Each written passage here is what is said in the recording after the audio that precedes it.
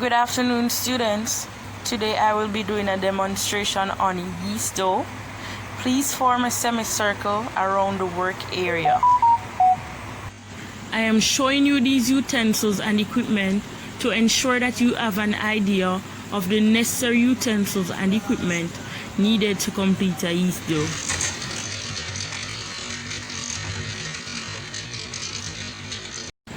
As you can see, I weighed and measured the ingredients prior to doing the demonstration.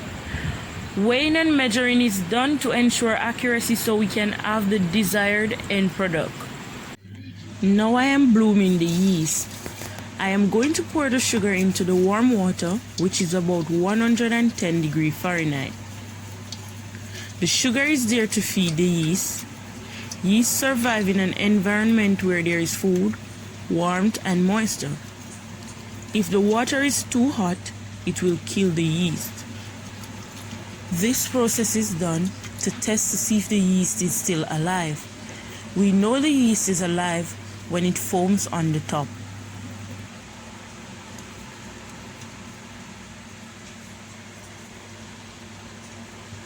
After mixing, I am going to leave the yeast to bloom for 5 to 10 minutes. Now you can see the yeast bloom beautifully. This means the yeast is alive.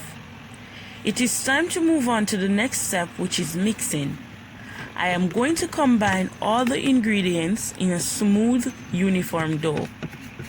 This can be done in a mixer or you can use your hands. Mixing is done to distribute the ingredients evenly throughout the dough.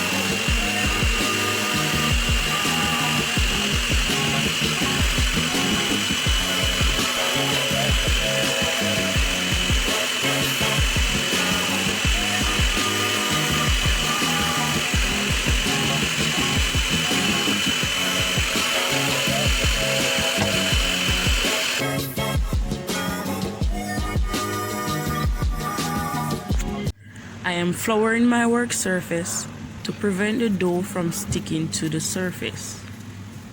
I am now going to knead the dough. Kneading is done to develop strong gluten and to irritate fermentation. The dough is sticky, so I am going to gradually dust it with flour so I can work with it.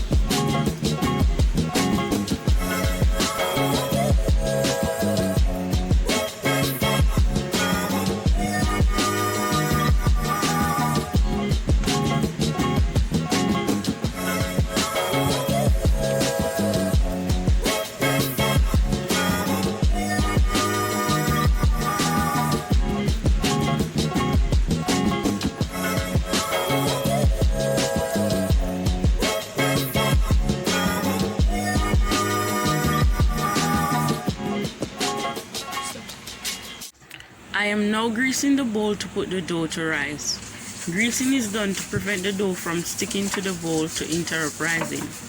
After greasing, I am going to place the dough in the center of the bowl. Cover the bowl with a cling wrap or a clean towel and put it in a warm area. This is done so fermentation can take place. I am going to leave the dough to rise for 1 hour. Within 1 hour, it should double in size. After 1 hour, you can see the dough double in size. Now it is time to punch the dough down. I am now going to deflate the dough. This is done to subdivide the gas cells to produce smaller ones.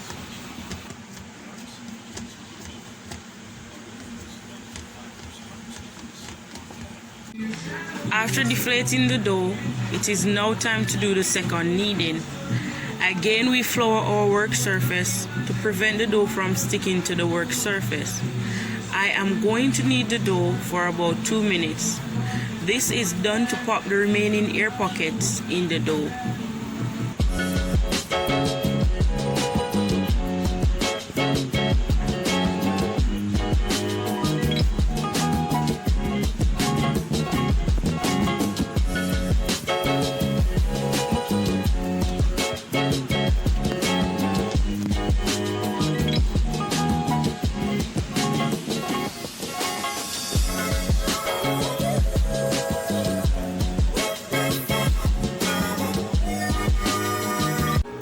Now it is time to shape the dough.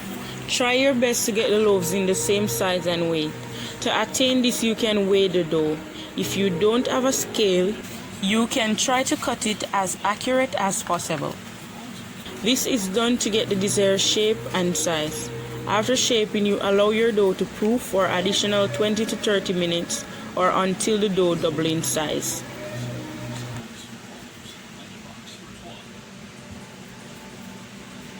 After proving, you can go ahead and bake your product and enjoy.